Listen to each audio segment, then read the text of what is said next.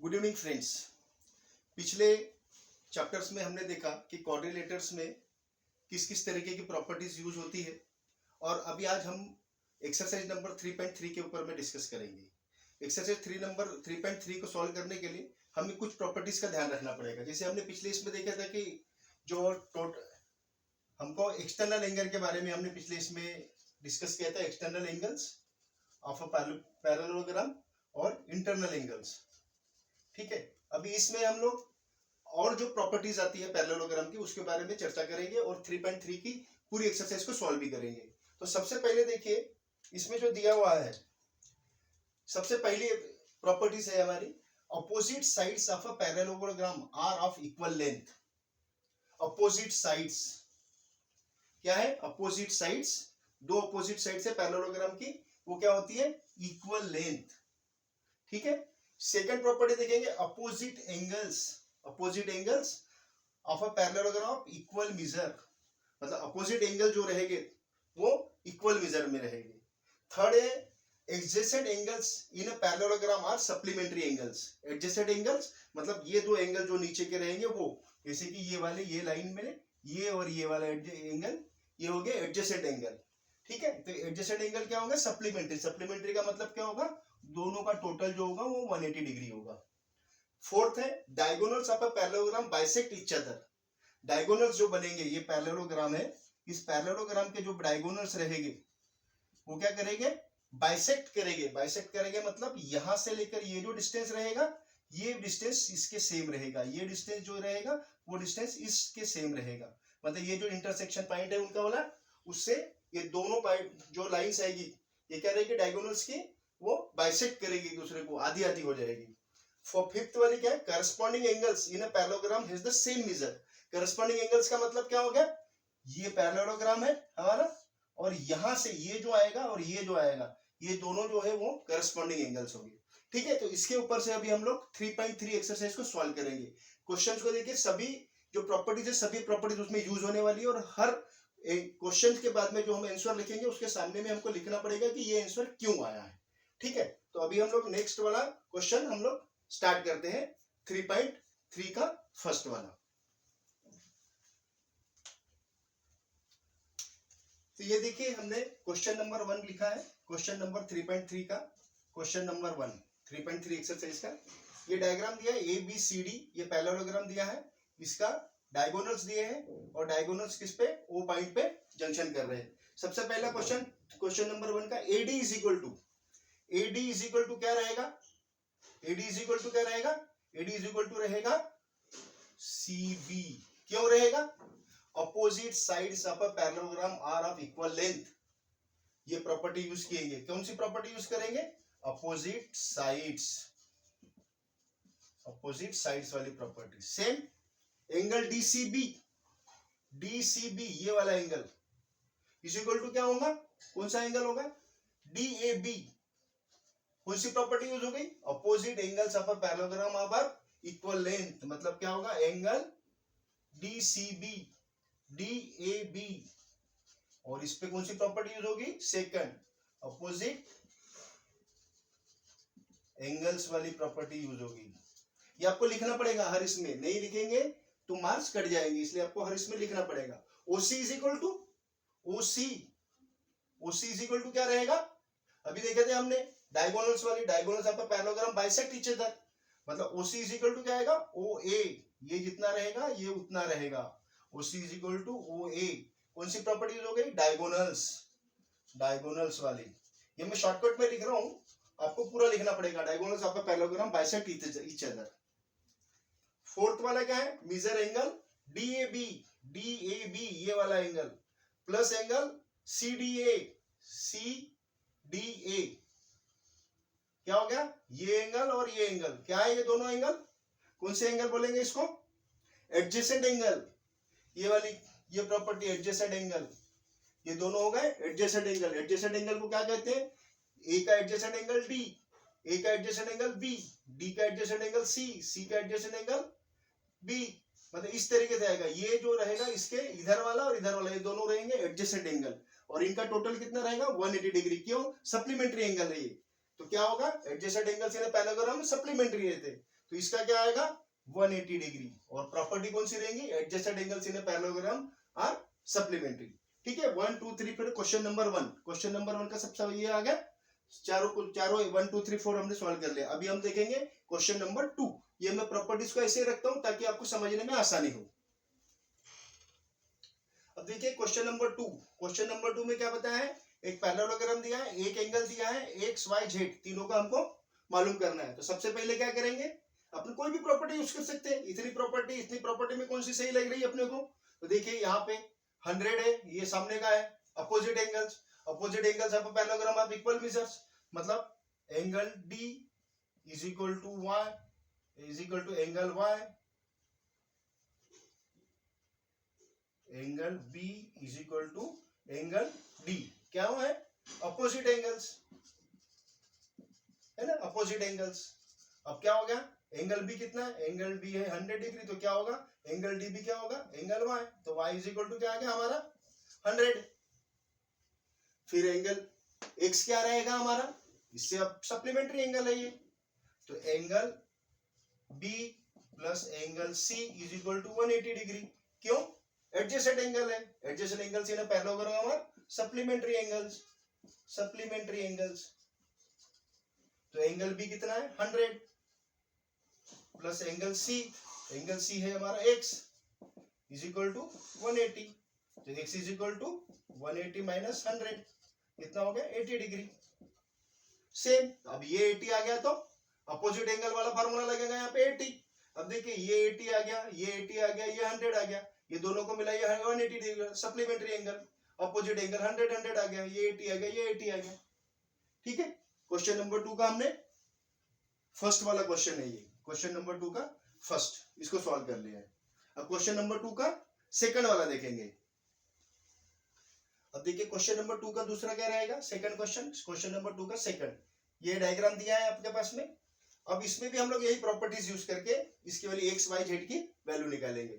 अब सबसे पहले क्या करेंगे, हमारे पास में कौन सा है, ये है हमारे पास में एक सप्लीमेंट्री एंगल, देखिए x प्लस 50।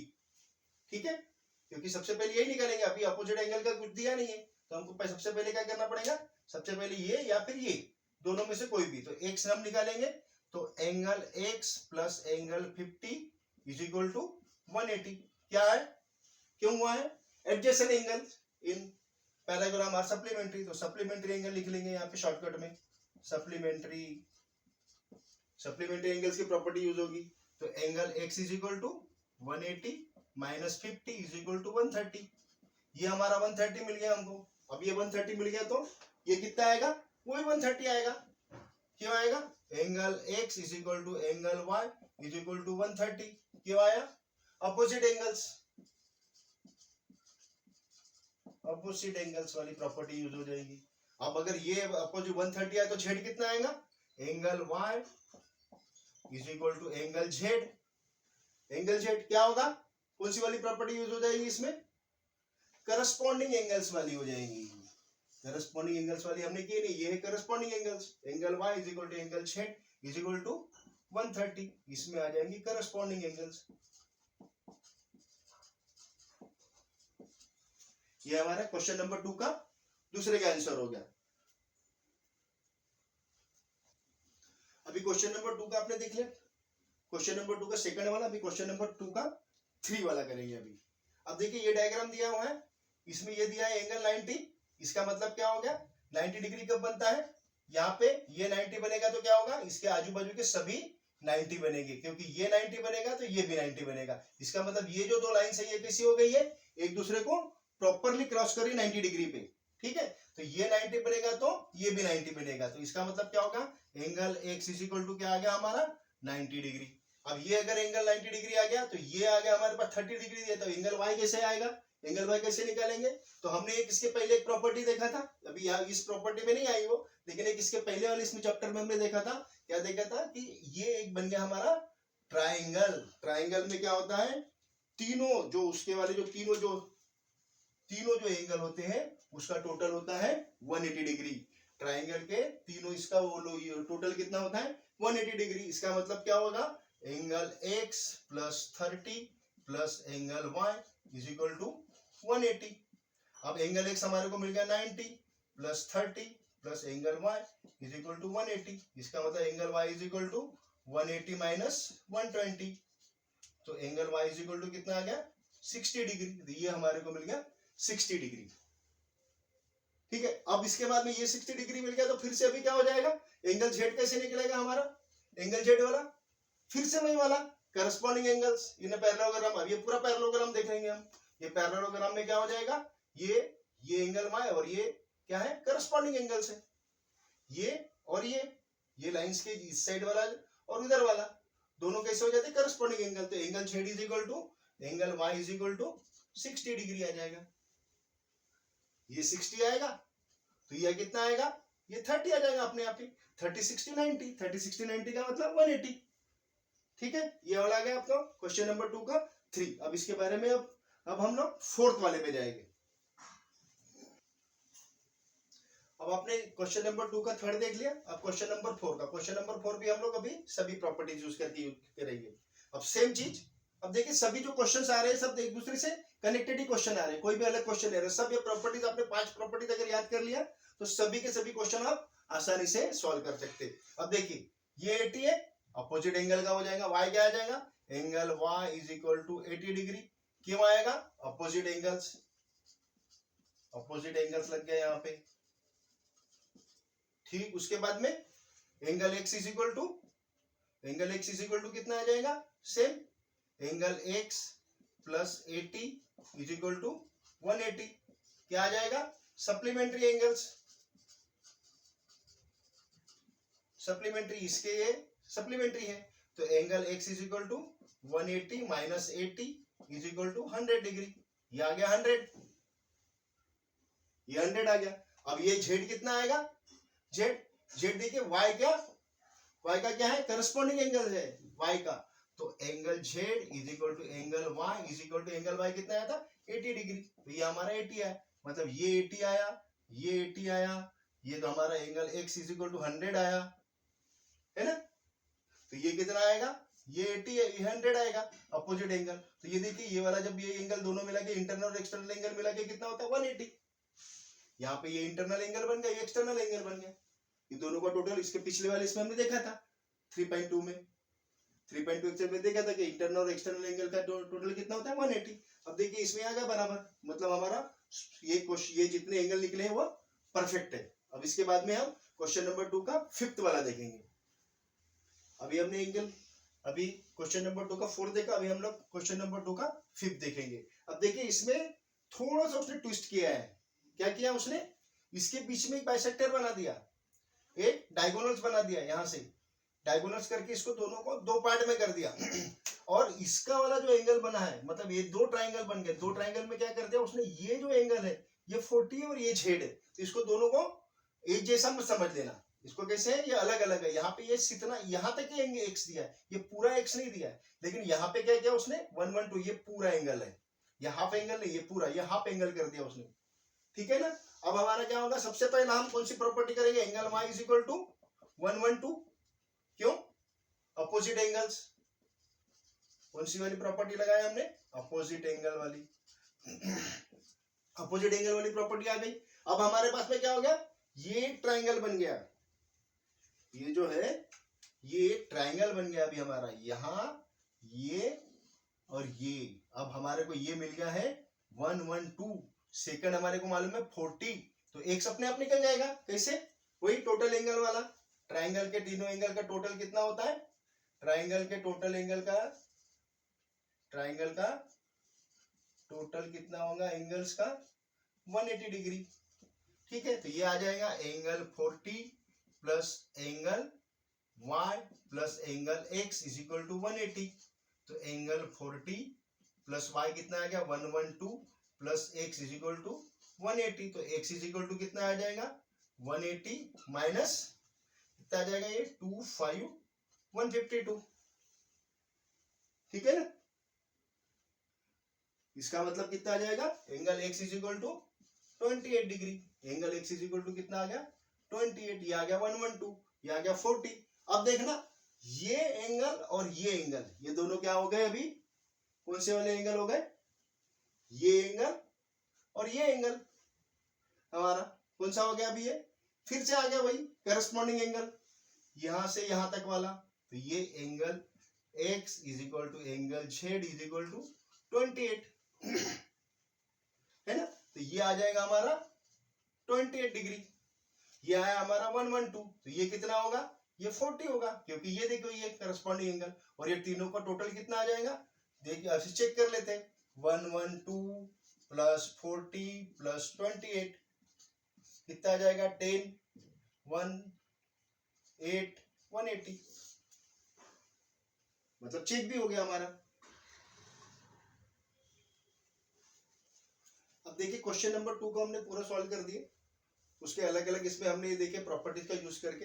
अभी एक क्वेश्चन नंबर 3 है, क्वेश्चन नंबर 3 में हमको एक सिंपल लॉजिक वाले क्वेश्चन पूछा है कि ना क्वाड्रिलेटरल एबीसीडी, ये एबीसीडी है, ये पहले इसमें दिया हुआ है फर्स्ट वाले इसमें, A B C D be a parallelogram if angle D plus angle B is equal to 180, मतलब अगर एंगल बी ये वाला और angle D is equal to 180 degree, अब होगा क्या, angle B is equal to angle D is equal to 180 degree, मतलब वो क्या कह रहा है, ये दोनों का जो टोटल है वो 180 डिग्री आएगा, तो ये पक्का आएगा कि ये इसी में आएगा करके, अगर ये 90 रहेगा तो ये भी 90 आएगा, क्योंकि क्या रहेगा, अपोजिट एंगल है, दोनों अपोजिट एंगल है, एंगल 90 90, मतलब अगर ये 90 प्लस 90 होता है तो हो सकता है, मतलब हो सकता है ये पैरेललोग्राम ये इस तरीके से angle B plus angle D plus angle B 180 degree हो सकता है, लेकिन नहीं भी हो सकता, क्यों, क्योंकि अगर ये 100 होगा तो ये भी 100 ही होगा, तो ये 100 प्लस 100 कितना हो जाएगा,